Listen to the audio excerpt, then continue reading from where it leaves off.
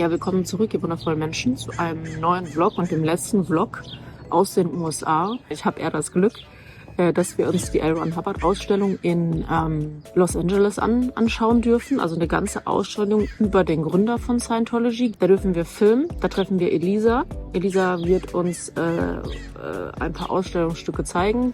Einmal ein bisschen drüber sprechen. Aber weil ich natürlich nicht einfach die Sachen nur so hinstelle und wir in meinen Blogs auch immer was lernen, werden wir das auch wieder framen. Und wir framen das mit Charisma. Charisma wird auch ein Teil meiner Dissertation sein. Aber Charisma ist irgendwie so im allgemeinen Sprachgebrauch immer so, ja, der ist charismatisch, das sieht charismatisch aus, der lächelt und so. Aber wenige wissen, glaube ich, was wir in der Religionssoziologie oder Religionswissenschaft eigentlich unter Charisma verstehen. Eine Sache muss ich noch ergänzen, und zwar wird der ein oder andere wahrscheinlich sagen, okay, Fragen, die sie da stellt, könnte man als Suggestivfragen bezeichnen. Aber Suggestivfragen sind Fragen, die darauf abzielen, eine bestimmte Antwort zu bekommen. Ich habe aber natürlich mit Elisa vorher schon geschrieben, mit Elisa vorher gesprochen. Ich habe mir die Ausstellung angeschaut. Bin mit ihr da durchgegangen. Und alle Fragen, die ich stelle, die sind natürlich auch angelehnt an meine Hypothesen zu Medien und Bildern und Gegenständen. Ich konnte quasi in der Ausstellung auch das sehen, was Leute teilweise gesagt haben über L. Ron Hubbard. Ne? Und so stelle ich auch ein bisschen meine Fragen. Die letzte Ergänzung ist, dass man natürlich sagen muss, das, was wir dort sehen werden in der Ausstellung zu LRH, aus der Perspektive von Scientology ist, also wie Scientology LRH sieht oder wie LRH sich auch selber gesehen hat. Na, nur noch mal zur Erinnerung, weil das bei den Cowboys war das ja auch so, wenn Jesus als erster Cowboy genannt wird, dann ist das klar, dass das die Perspektive der Cowboy-Kirchen ist, der evangelikalen Cowboy-Kirchen im Mittleren Westen und nicht meine Meinung oder die Meinung vom Ceres. Und genauso gilt das auch für Scientology und jede andere Religion, die wir untersuchen. Geht zum allerersten Video zurück. Ich habe jetzt schon wieder genug geredet. Wir ziehen uns um, fahren nach L.A. und quatschen ein bisschen mit Elisa. Bis gleich. Ciao, ciao.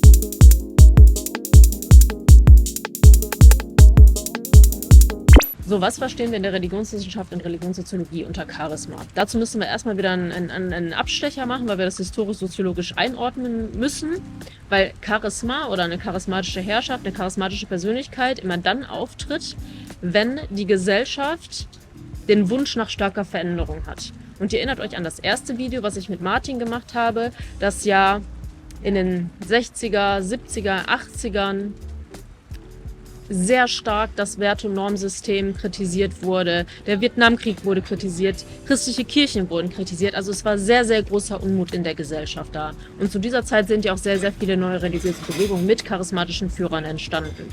Dann kommt so ein Mensch, wie zum Beispiel LRH, und sagt, hey, ich habe Dianetik geschrieben, ich habe studiert, ich habe was entwickelt, was Antworten auf eure Fragen gibt und was eure Probleme eventuell lösen kann. Ihr könnt euch enhancen, ihr könnt besser werden. Die Leute hier, die davon gehört haben, machen das dann und sagen, krass, das hat geholfen. Und schreiben dieser Person, also LRH, eine extraordinary power zu, also etwas, was man nicht erklären kann. Mit der Zeit machen das immer mehr Leute. Ich habe hier schon Gemeinschaft hingeschrieben. Das heißt, es entsteht eine emotionale Bindung zum charismatischen Führer und der Gemeinschaft. Das Wichtige ist, dass eine charismatische Herrschaft nur so lange aufrechterhalten wird, wie diese Person hier abliefert. Ja, weil hier kommen ja immer neue Probleme auf, immer neue Fragen, die muss der beantworten. Das heißt, es geht immer hin und her. Hier kommt eine Frage, er schreibt ein neues Buch. Er muss immer mehr sozusagen bringen, damit das hier aufrechterhalten wird. Weil es in einer charismatischen Herrschaft, es ist keine Institution, es gibt keine Hierarchien, keine Bürokratie. Das wird allein durch diese emotionale Bindung aufrechterhalten. Ja, eine charismatische Herrschaft zerfällt, wenn diese Leute der Person hier ihm das Charisma entziehen. Ja, wenn die sagen, hey, ich habe jetzt keine Ahnung, Auditing gebraucht, es hat mir nicht mehr weitergeholfen, sorry, das funktioniert für uns nicht mehr. Was jetzt aber passieren kann oder was dann passiert ist, was mit Scientology auch passiert ist, Charisma kann sich bürokratisieren, es kann zu einer Institution werden. Das heißt, dass wenn diese Person stirbt, erstmal wird ein Nachfolger benannt, der dann das weiterlebt und es wird eine Institution gegründet mit Regeln, mit einem Normen-Wertesystem. In dieser bürokratischen Herrschaft dann herrscht aber immer noch das Charisma von dieser Person sozusagen. Das beruht auf den Werten und Normen dieser Person. Und das ist bei Scientology sozusagen passiert. So, wir sprechen ja heute über Gegenstände und gucken uns auch die Ausstellung an, aber es ist wichtig zu wissen, dass auch Gegenstände charismatisch sein können. Das heißt, das Charisma, was zum Beispiel LRH zugeschrieben wurde, wird auch auf die Gegenstände übertragen. Ein gutes Beispiel ist, wenn ich jetzt zum Beispiel den Emeter hier habe, ja, und ich, sage ich mal, bin Interessentin von Scientology, bin richtig stuck, weil, wie ich gerade gesagt habe, Scientology Antworten auf meine Fragen hat und offensichtlich meine Probleme lösen kann, bin ich so hyped und so excited, erst einmal eine Auditing-Sitzung zu machen an diesem Emeter. Das heißt, ich komme da hin und ich sage, boah krass, das ist der Gegenstand, mit den LRH entwickelt hat, das ist das Auditing, das ist das, was mich die Brücke entlang gehen lässt, dass ich clear werden kann und so weiter. Und schon ist das, was er hier erzählt hat oder entwickelt hat, auf diesen Gegenstand übertragen. Das ist erstmal das, was man wissen muss. Wir gehen jetzt in die Ausstellung, gucken uns das an, weil ihr müsst euch mal vorstellen, es gibt einfach ein LRH-Museum, wo Gegenstände ausgestellt werden über ihn, was das ja hier sozusagen nochmal widerspiegelt. Aber wie gesagt, das ist das, was ihr wissen müsst. Wir fahren jetzt nach LA.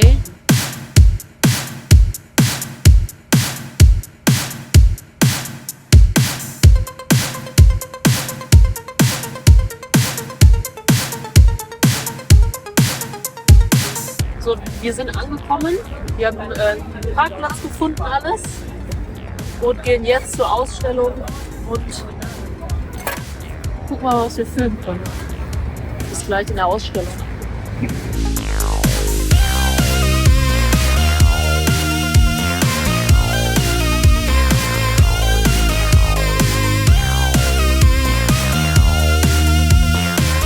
So, ihr Lieben, ich bin jetzt hier in der LRH-Ausstellung angekommen.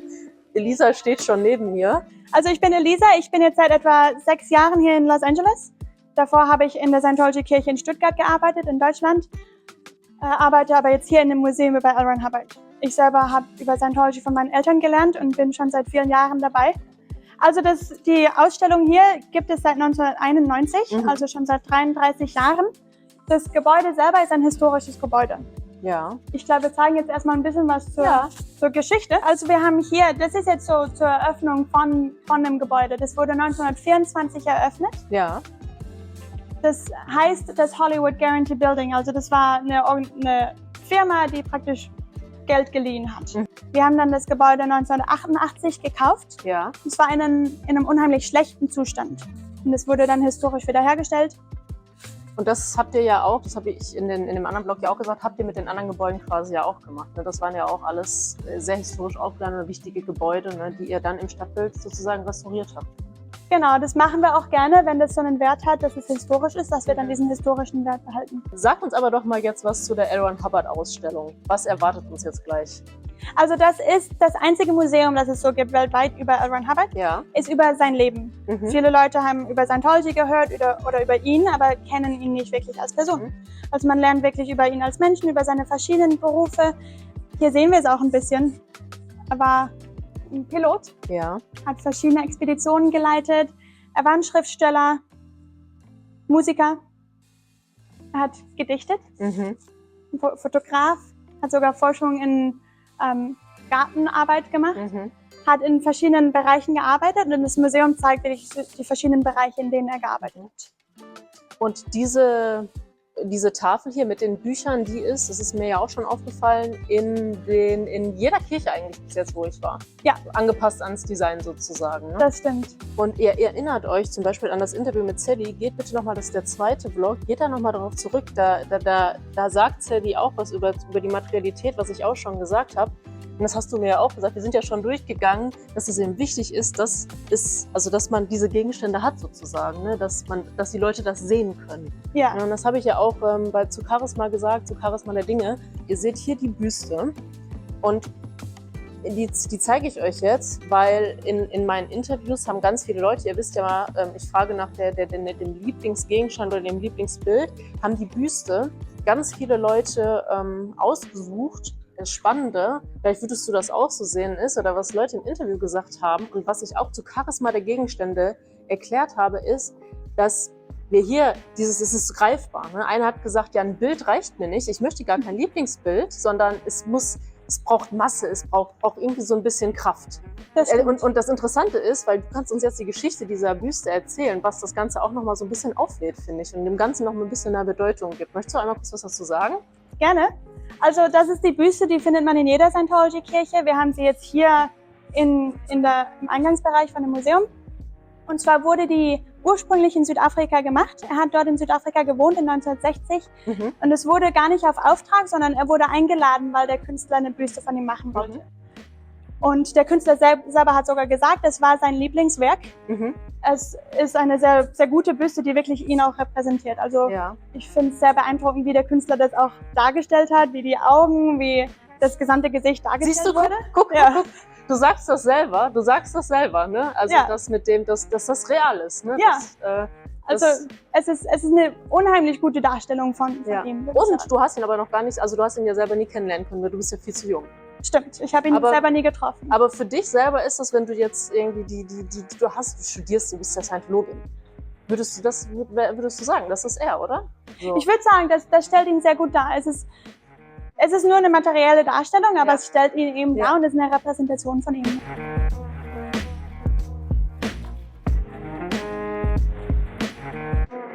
Genau, hier haben wir jetzt eben über seine Zeit als Pfadfinder. Er war ein Pfadfinder, als er 12 und 13 Jahre alt war. Da sehen wir, das ist sein Hut. Das ist das First Class Pfadfinder Abzeichen.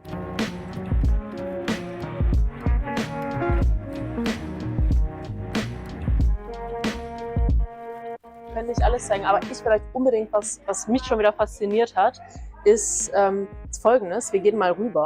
Und zwar guckt mal hier.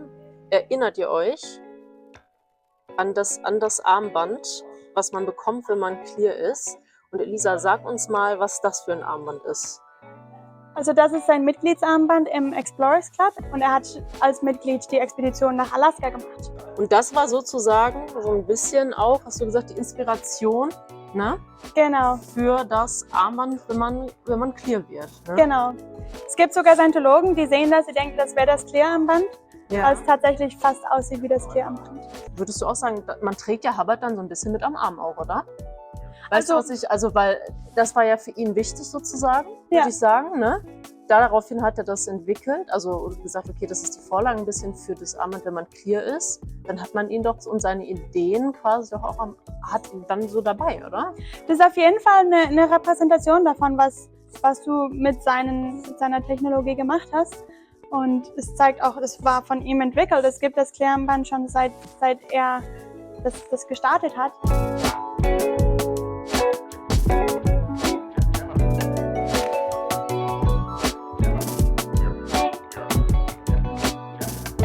Wir sind jetzt ein bisschen durch die Ausstellung gegangen und wir haben uns ja ein paar Sachen rausgesucht und wir beide, also du möchtest was zeigen und ich möchte was zeigen, und zwar, wir sprechen jetzt hier über Dianetik. Mich interessiert gleich nämlich das Cover, wo wir ja bei Bildern und so weiter sind, aber Elisa, erzähl uns erstmal ein bisschen was, wo wir jetzt hier gerade stehen. Genau, also eben hier, das Dianetik wurde 1950 veröffentlicht und damals sah das Cover tatsächlich ganz anders aus. Ja, das ist aber ganz schön schlicht, ne? Ja. Das hat noch nichts mit dem hier zu tun, sozusagen, ne? Genau. Das war auch damals ein kleiner Verlag, der das veröffentlicht hat. Es gab dann in den 80ern eine riesige Werbekampagne mit Dianetik und mit dem Vulkan, der auf dem Cover ist. Der Vulkan war als Symbol für ein Abenteuer, für einen Neuanfang. Und weil das mittlerweile schon so fest ist mit Dianetik, hat den Vulkan als Cover, Mittlerweile kennt niemand mehr, dass Dianetik ein anderes Cover hätte. Genau, dieser Symbol und dieser Wiedererkennungswert, so, ne? Das ist das, was hängen geblieben ist. So genau. Ein bisschen, ne? So, das Buch mit dem Vulkan. Das Buch mit dem Vulkan. Ich habe jetzt für mich so aus religionswissenschaftlicher Perspektive, ich sehe natürlich jetzt so die Bücher Dianetik, ne? Und dann sehe ich aber auch hier im Hintergrund so das Bild, wo er, das Auditing-Sitzung, ne? Macht. Also klar, wir haben das Buch, aber es ist auch ein Bild von ihm. Weißt du, was ich meine? Es ist klar, er wird nochmal dargestellt auf dem Bild, sozusagen, ne? Und die Bücher flankieren ihn. Das fand ich auch nochmal spannend.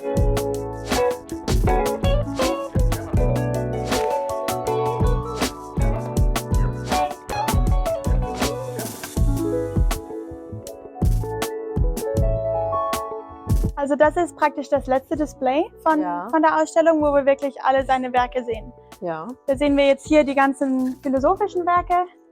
Also wir können sehen eben die chronologische Forschung mit allen Vorträgen, mit allen Büchern, mit den ganzen Kursen, dass alles hier nochmal sichtbar ist, sodass man auch sehen kann, wie viel er geschrieben hat. Und hier auf der Seite haben wir aber auch seine Fiction und Pulp Fiction Bücher. Und guckt bitte den Städtevlog, ich preise den jetzt hier schon zum 20. Mal an, weil da sage ich auch was über Pulp Fiction. Und ich habe schon zu dir vorhin gesagt, Elisa, dass ich jetzt finde, dass, klar, wir haben Bilder von LRH, wir haben die Gegenstände, wir haben die Büste, wir haben das Armband, aber das ist eigentlich, was Scientology ja ausmacht und auch ihn, ist, dass er sehr viel geschrieben hat. Also wenn ich jetzt hier so das ist so ein bisschen, so wenn wir über Charisma sprechen, ist er ja auch so ein bisschen in den Büchern sozusagen. Weißt du, was ich meine? Oder würdest du das auch so sehen? Würdest du das auch sagen? Ja, auf jeden Fall. Das sind die Bücher sind von ihm und das ist das, was Scientology repräsentiert, was ihn repräsentiert, weil das sind seine Werke, die verfügbar sind. Und das kann ich auch mit nach Hause nehmen. Weißt du, was ich meine? Also klar, ich habe jetzt hier in der Ausstellung diese Bilder gehabt, aber ich kann das lesen, ich kann das mitnehmen. Und dieses Konservieren und Mitnehmen habe ich hier ganz stark noch mehr in den Büchern, finde ich, wie gesagt, als in den Gegenständen. Und würdest du jetzt sagen, das würde mich jetzt mal interessieren, ist das, Scientologen kommen doch auch hier hin und gucken sich das an, oder? Ja. Also kommen eigentlich mehr Scientologen oder mehr Leute, die interessiert sind in die Ausstellung? Mehr Leute, die interessiert sind als Scientologen. Ja. Interessanterweise, aber wir haben beides und es ist unterschiedlich bei beiden. Die Scientologen lernen selber auch noch mehr über ihn als Menschen. Mhm. Andere Leute, die vielleicht gar nichts über ihn wissen, lernen etwas über ihn und über seine Bücher und sind dann auch interessiert, die Bücher zu lesen. Mhm. Ja, cool. Und jetzt wolltest du noch ein großes Finale zeigen, hast du gesagt? Ja.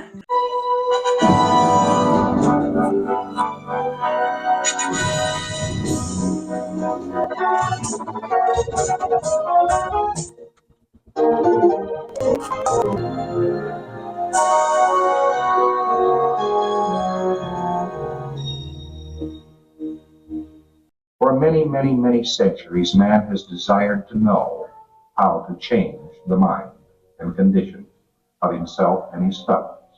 Seine Originalstimme gehört. Und was hast du mir gerade gesagt? Das ist das Besondere.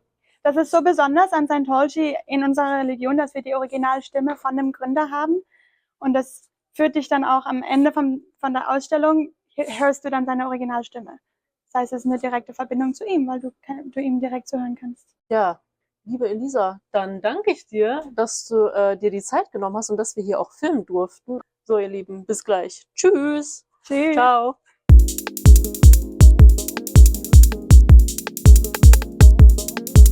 So, gleiche Stelle, gleiche Welle zur Reflexion im Urlaubs-Airbnb. Im Hintergrund sind hier die Berge, wie schon beim Intro. Mitnehmen konnte man auf jeden Fall, gerade mit dem, was ich zu Charisma gesagt habe und dann in Bezug auf die Ausstellung, dass Charisma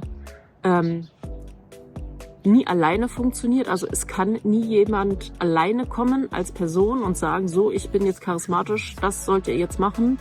Und das sind meine 10 Regeln, die ich hier aufgeschrieben habe. Und dann funktioniert das, sondern es funktioniert durch Zuschreibung in einer Sozialdynamik. Also es funktioniert in der Gruppe. Menschen müssen kommen und sagen, wow, krass, das, was der da geschrieben hat, das ist wirklich die Lösung all meiner Probleme. Boah, heftig. Dann hat man auch gesehen, dass sich das natürlich so ein bisschen dann auch Charisma der Gegenstände materialisiert, also sichtbar wird in Form von Gegenständen oder auch Bildern, ja.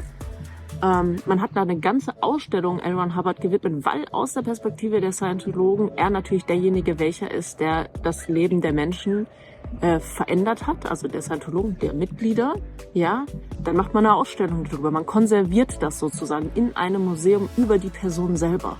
Ja, auch Gegenstände können charismatisch werden, indem die Menschen ihr Gedankengut sozusagen oder die Erinnerung, alles, was sie an Sachen haben, auf Gegenstände projizieren. Und dann aber auch nochmal, was dann auch nochmal passiert, ist, dass das natürlich für Außenstehende überspitzt wirkt. Ja, weil man könnte auch sagen, ja, aber für mich LRH, was soll diese Ausstellung? Weil ich natürlich allen auch keine Affinität habe. Das für Scientology, genau wie ich das mit den Erfolgen von Scientology auch nicht nachvollziehen konnte, weil ich nicht Teil davon bin. Das heißt, ich schreibe LRH ja gar kein Charisma zu. Das heißt, ich verstehe das gar nicht. Also ich kann das religionswissenschaftlich nachvollziehen mit meinem Theorien- und Methodenset, was ich habe, was ich gelernt habe. Aber affected davon, ergriffen bin ich natürlich nicht.